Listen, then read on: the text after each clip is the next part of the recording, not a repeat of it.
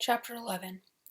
You are never given a wish without also being given the power to make it true. You may have to work for it, however. We had landed in a huge grazing place next to a 3-acre horse pond, away from towns, somewhere along the line between Illinois and Indiana. No passengers. It was our day off, I thought. Listen, he said. Don't listen. Just stay there quiet and watch. What you're going to see is not any miracle. Read your atomic physics book. A child can walk on water. He told me this, and as though he didn't notice the water was even there, he turned and walked out some yards from shore on the surface of the horse pond. What it looked like was that the pond was a hot summer mirage over a lake of stone. He stood firm on the surface, not a wave or ripple splashed over his flying boots. Here, he said, come do it. I saw it with my eyes. It was possible, obviously, because there he stood, so I walked out to join him. It felt like walking on a clear blue linoleum, and I laughed. Donald, what are you doing to me? I am merely showing you what everybody learns sooner or later, he said, and you're handy now. But Look, the water can be solid. He stamped his foot on and the sound was leather on rock. Or not. He stamped again, and water splashed over us both. Got the feel of that? Try it. How quickly we get used to miracles. In less than a minute, I began to think that walking on water is possible, is natural, well, so what? But if the water is solid now, how can we drink it? Same way we walk on it, Richard. It isn't solid, and it isn't liquid. You and I decide what it's going to be for us. If you want water to be liquid, think it liquid. Act as if it's liquid, drink it. If you want it to be air, act as if it's air, breathe it, try. Maybe it's something about the presence of an advanced soul, I thought. Maybe these things are allowed to happen in a certain radius, 50 feet in a circle around them. I knelt on the surface and dipped my hand into the pond, liquid.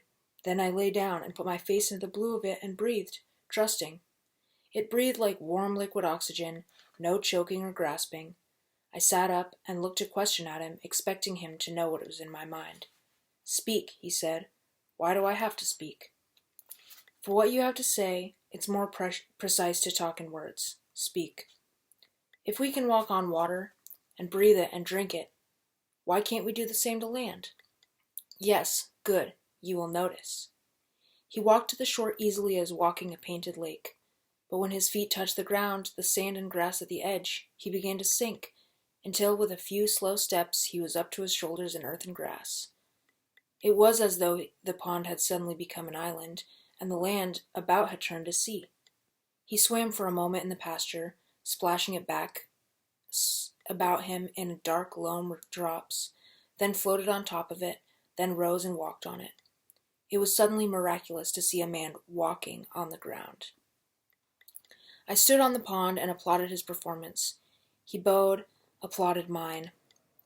I walked to the edge of the pond, thought the earth to liquid, and touched it with my toe. Ripples spread into the grass in rings. How deep is the ground? I nearly asked aloud. The ground will be as deep as I think it will be.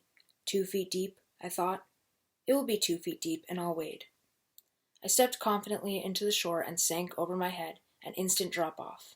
It was black underground, scary, and I fought to the surface, holding my breath, flailing out for some solid water, for the edge of the pond to hold on to. He sat on the grass and laughed. You are a remarkable student. Do you know that? I ain't no student at all. Get me out of here.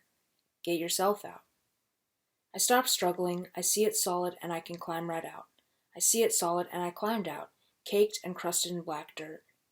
Man, you really get dirty doing this. His own blue shirt and jeans were without spot or mote of dust.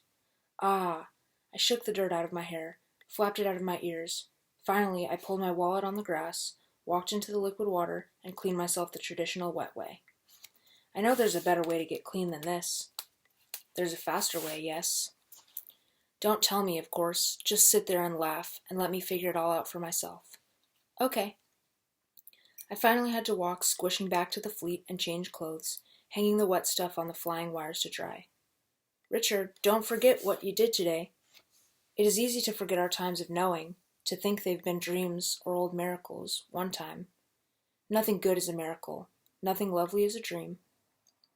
The world is a dream, you say, and it's lovely sometimes. Sunset, clouds, sky. No, the image is a dream. The beauty is real. Can you see the difference? I nodded, almost understanding. Later, I sneaked a look in the handbook. The world is your exercise book, the pages on which you do your sums. It is not reality, although you can express reality there if you wish. You are also free to write nonsense, or lies, or to tear the pages.